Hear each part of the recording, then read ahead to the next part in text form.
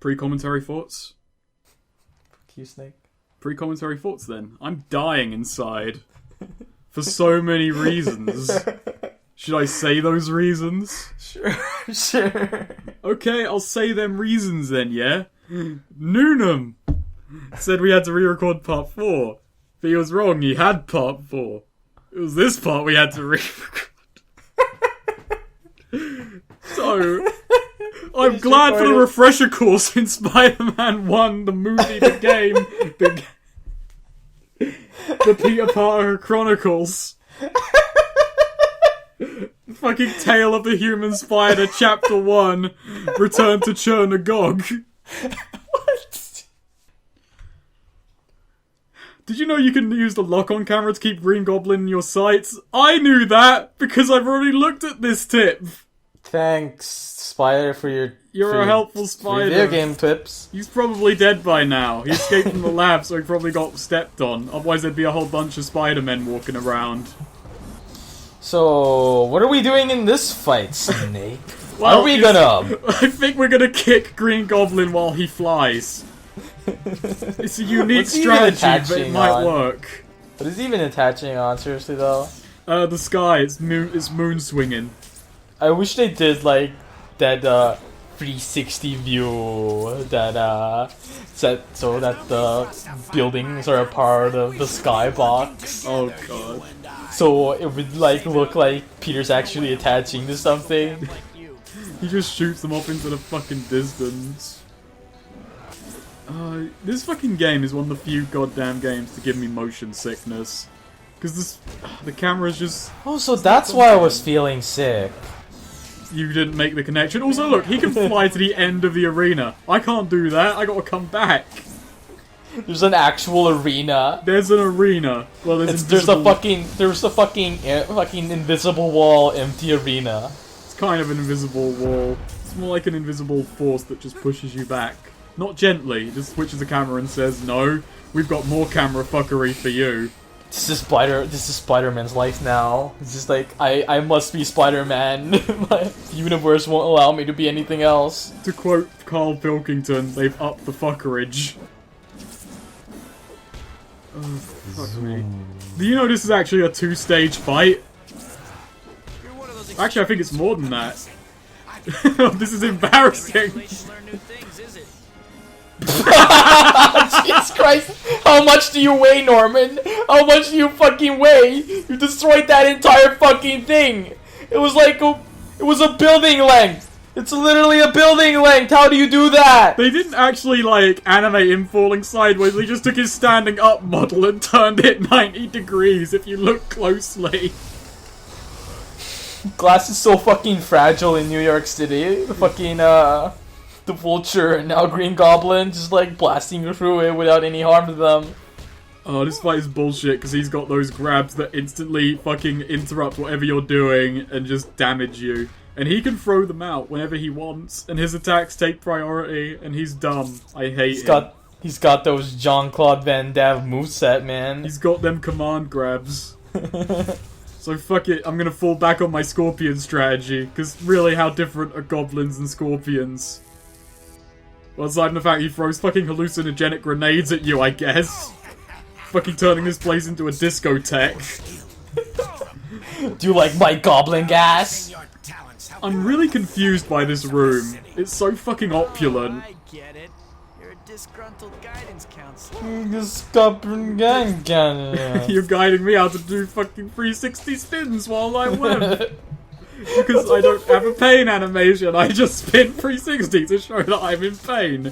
Why does fucking Green Goblin have hallucinogenic in his fucking weapon arsenal? Like, why? I don't know. Maybe it's to make people so high that they think he's actually intimidating.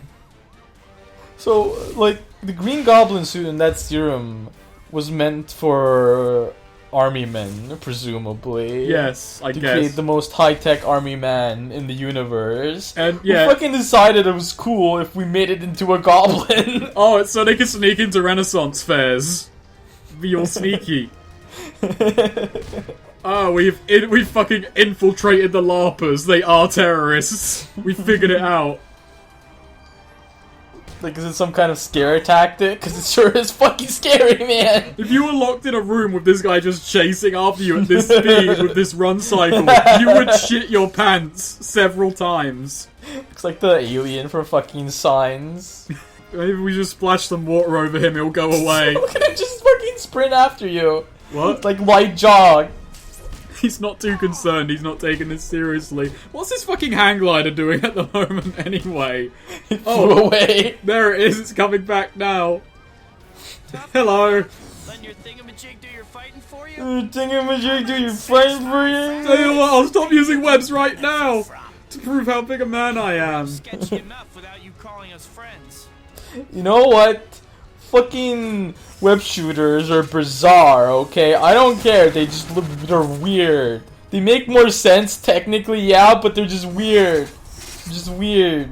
I guess this whole game is a big critique on how biology is better than any other field of science. Like, if I was writing a Spider-Man comic, I'd make it so that, like, he gets bitten on the back of his head. This is embarrassing. He gets bitten on the back of his head. Like, on his neck, sometimes. Sometimes he gets bitten on his hand, sometimes on the back of his fucking neck. And I just make it so he'd make a so the web would usually just come out of there. And I'd make a contraption that attaches to his neck and leads to his wrist that would fucking throw webs out. Because I think that would make sense. Oh, it's stupid, but I like it, so I'm gonna stick with it. I'm just being thrown back now, Noonan, to when we made that joke like 2 years ago, like if the web was hanging from his arse, he could hang from the ceiling like that. Imagine that from his fucking neck. That would look creepy. He's just hanging by his throat and shit in the darkness. Because, like, seriously, like, Spider-Man is a web slinger, and, like, the fact that it's some Batman bullshit, like, the biggest thing about him is the fact that it's some fucking Batman bullshit, Iron Man bullshit, fucking technology, and he doesn't even come up with the web in the fucking the fucking reboot movies. Yeah. He just fucking steals it and shit. And it's just like, my childhood, Snake, my childhood. Whatever that thing is you're riding on. I can live with that way of justifying it, considering in that movie he seems a lot less Peter Parker than Tobey Maguire's Peter Parker. And he didn't come up with it either, he just got it in the bargain. Tobey Maguire should have never been Peter Parker. I think he's hilarious though. Like, he should have only been Peter Parker for like 30 minutes of the movie, and then they should have casted someone else. What, he just like get... you know that scene in the first movie where what's his face like finds him at his locker and goes to punch him in the back of the head? It just turns into someone else. No, he just punches him so hard he gets Spider-Man juice all over him and becomes Spider-Man instead. No fucking Tobey, fucking the bully goes to hit Tobey Maguire. He hits, like, Peter dodges the fucking kick, and then the shot turns to his face, and it's, I don't know, fucking Jake Gyllenhaal or something. No, it's like, because Jake Gyllenhaal and Tobey Maguire kind of look alike, but Jake Gyllenhaal doesn't look like a fucking little baby. You misguided fool. I've offered you the world and you've thrown it away. Get lost, Darth Vader. What the fuck, man? he's very ambitious, isn't he? With my fucking suit, we can have the world. We can rule the galaxy, son! I'll just blow up everyone who's standing on a balcony until I'm supreme ruler of the world. Why would the mask have his mouth open the entire time? That's just bizarre. So you don't question it when he's talking. Oh, fuck this, fuck this, fuck this. I forgot we had to re-record this part.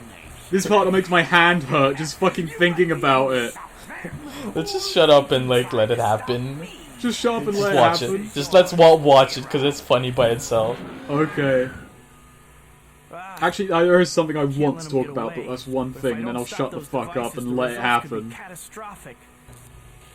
Why? You don't have to talk about it. No, I have to.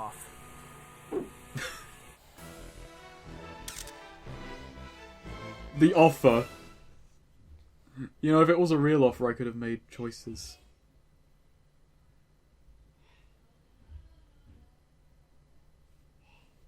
If it was real. What's with that tiny little cutscene there, anyway? I actually skipped it because I think I show the full thing off later on in the video, unless I don't, in which case I'll just fill you in. Spider-Man looks behind him. There is a bomb. He is concerned, and then he goes to deactivate the bombs. Okay, so there are, it says stay out of the spotlight, but sometimes they just fucking shoot you anyway. Because there are enemies with machine guns here, and if they shoot you and start shooting you, you lose all your health in like 2 seconds flat. As you've seen, Spider-Man is not quite deft enough to dodge everything coming his way, let alone machine gun fire. I love that Oscorp has fucking set up guns all across New York City to shoot Spider-Man down. How did he get that one past the lawyers? Exactly. I want to turn New York City into a police state. Okay, fine, Norman, we trust you.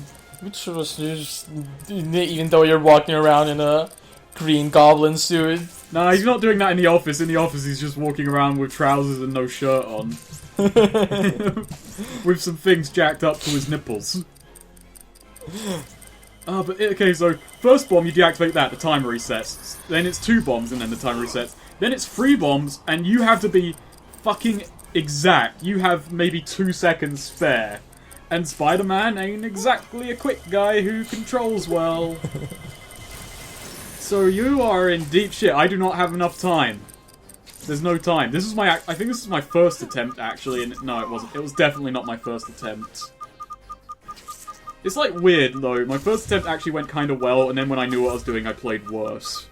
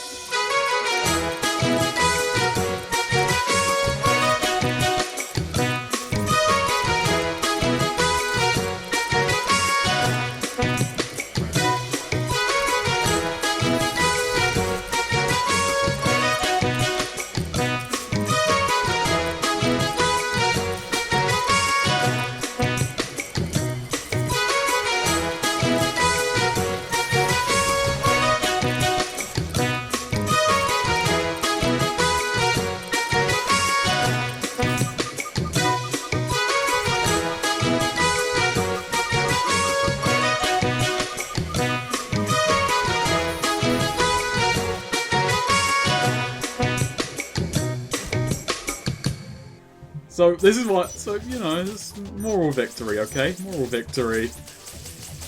Nothing about this is moral. Telling this mission to suck it is the most moral thing I've done.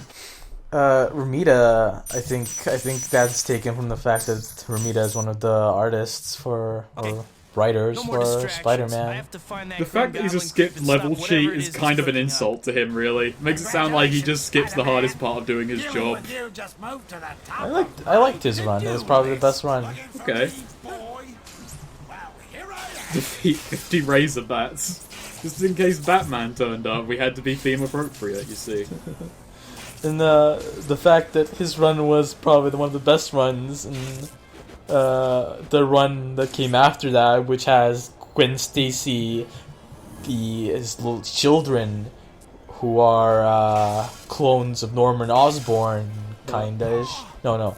Okay, let me explain this to you better. Fucking before Gwen Stacy died, she had a sexual affair with Norman Osborn. Well, he's such a hunk in this game, so I can see it. And I think she gets pregnant or something and gives birth to rapidly aging Green Goblins or some Called shit. Solid Goblin, Liquid Goblin, and Solid. Solid Goblin, and Liquid Goblin. And so that entire arc revolves around that, how they're really upset at Spider-Man. It's just like, I'm fucking, the art has changed and it's just weird looking. The art was okay, because this was the first time I was actually getting into reading comics, and every time art changed and the story changed, and especially Civil War was starting at that point, and just like following that, I was just like, I'm done with comics for a while, and I stopped reading comics, and I really have not gone back since. Wow. Just the fucking offshoot things I read. You had And, actually recommended me a comic or two in this run through, like the one where everyone is fucking dying, and I still want to read that. I like stories where everyone's fucking dying. Oh yeah, it's just like, on that note, I've been reading Game of Thrones, and my mother actually got interested and bought season 1 through 3 on DVD. She'll be watching that. She finished the episode 2, like, comes to her and just tells me Joffrey is a shithead. And I was like, yeah, he's a shithead. But Snake, forget gravity. Forget gravity. Forget gravity. And you know, I say yeah, but I don't agree with her. Joffrey's done really nothing wrong so far. So far as I've read. 200 pages into Clash of Kings. No, 250 now. I'm dying inside. I'm dying I outside. literally feel like I'm dying inside because something is really happening in I'm my actually throat. decaying right now. Oh, Jesus Christ, what is this? Oh. This lag. No, it's not. I'm fucking actually dying, Snake. What the fuck? Stop dying right now. We're still finding Green Goblin and his fucking skeleton bombs. It's over I now. have to get away from these I things. have to get away. I can't win. Construction site around here. Why can't they just keep Somewhere destroying down him until his company runs out of money?